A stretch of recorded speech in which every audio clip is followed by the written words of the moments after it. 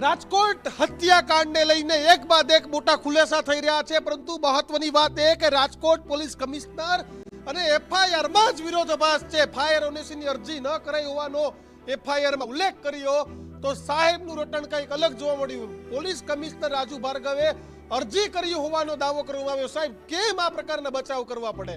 સાચું કોણ, Rajkot police commissioner કે રાજકોટ પોલીસ કમિશનરની અધ્યક્ષતામાં બનેલી એફઆઈઆર? સૌથી પહેલા હું મારી ટીમને કહીશ કે પોલીસ કમિશનરે શું કહ્યું તે સંભળાવે.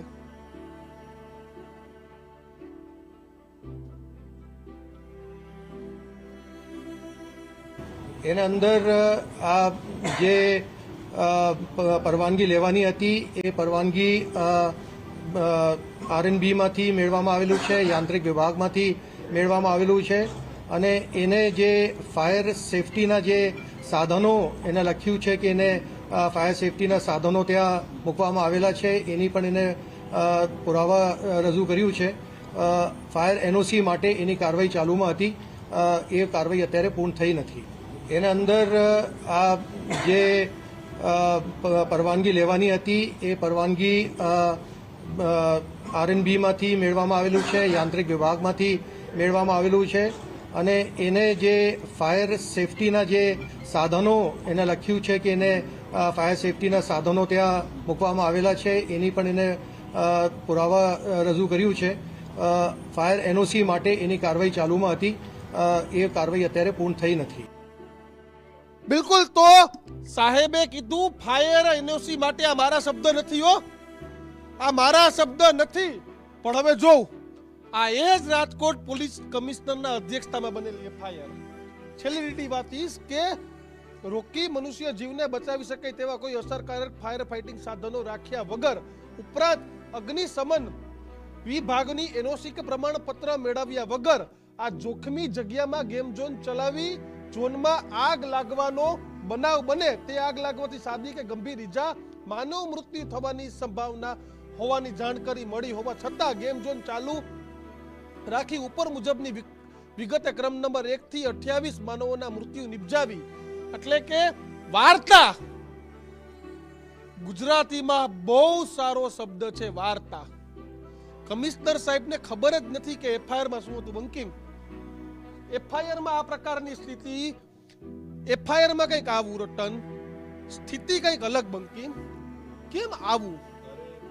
કમિશનર સાહેબ એવું કહે છે કે એનઓસી હતી. Fire deputy chief fire officer ના નિવેદનમાં સમગ્ર બાબત છે. ભીખાભાઈ જીવાભાઈ ઠેબા, જે રાજકોટના ડેપ્યુટી ચીફ ફાયર ઓફિસર છે, એમના નિવેદનમાં લખાવવામાં આવ્યું છે કે આ જે ઘટના બની છે એ ઘટનામાં તેમણે ખુદે લખાયું છે કે એનઓસી લેવા માટેની કોઈ પણ પ્રક્રિયા હાથ ધરવામાં આવી નથી. એવું સ્પષ્ટ લખાયું છે કે એનઓસીની કોઈ અરજી કરવામાં આવી નથી, ફાયર બ્રિગેડ ડિપાર્ટમેન્ટને કોઈ અરજી મળી નથી, કોઈ અરજી ઇન્વર્ટ થઈ નથી, એનઓસી લેવામાં આવ્યું નથી. તો પછી પોલીસ કમિશનર કઈ રીતે કહે છે કે આજે પ્રમાણપત્રો મળેલા છે? ધાક પીછોડો કેમ ચાલુ છે?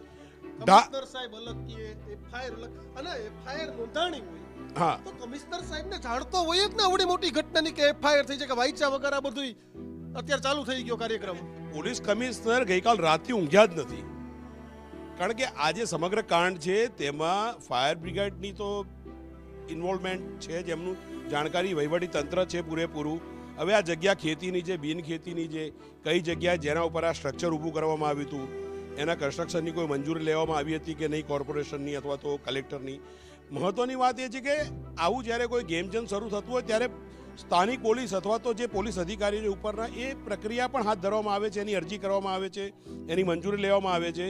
મહત્વની વાત એ છે કે આ જે ફરિયાદ જે છે, ફરિયાદ ફાડવામાં આવી રાત્રે, એ ફરિયાદને સંવેદનશીલ કરી દેવામાં આવી છે. સંવેદનશીલ કરવા જેવો આમાં એક પણ ઇસ્યુ નથી કે જે કોઈ વ્યક્તિને કોઈ હાનિ પહોંચાડતો હોય. આરોપીઓ પોલીસે અટકમાં લઈ લીધા છે, નામ ખોલી દીધા છે. એટલે આ જે ફરિયાદ જે સંવેદનશીલ કરવામાં આવી, એ ફરિયાદ સંવેદનશીલ કરવા પાછળનો હેતુ એ પોલીસનો બદ ઇરાદો હોય એ સ્પષ્ટ રીતે દેખાઈ આવે છે.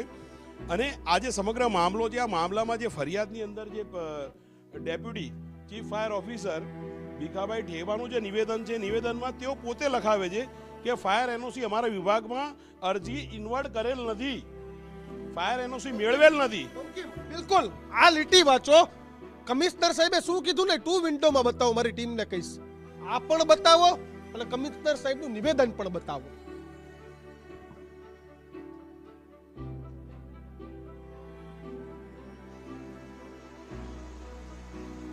એના અંદર આ જે પરવાનગી લેવાની હતી એ પરવાનગી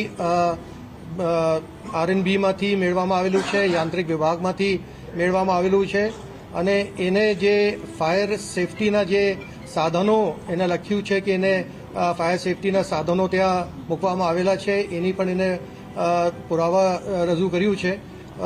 ફાયર એનઓસી માટે એની કાર્યવાહી ચાલુમાં હતી, એ કાર્યવાહી અત્યારે પૂર્ણ થઈ નથી.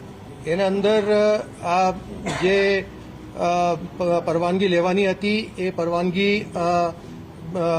આરએનબીમાંથી મેળવવામાં આવેલું છે, યાંત્રિક વિભાગમાંથી મેળવવામાં આવેલું છે અને એને જે ફાયર સેફટીના જે સાધનો એને લખ્યું છે કે એને ફાયર સેફટીના સાધનો ત્યાં મૂકવામાં આવેલા છે, એની પણ એને પુરાવા રજૂ કર્યું છે. ફાયર એનઓસી માટે એની કાર્યવાહી ચાલુમાં હતી, એ કાર્યવાહી અત્યારે પૂર્ણ થઈ નથી.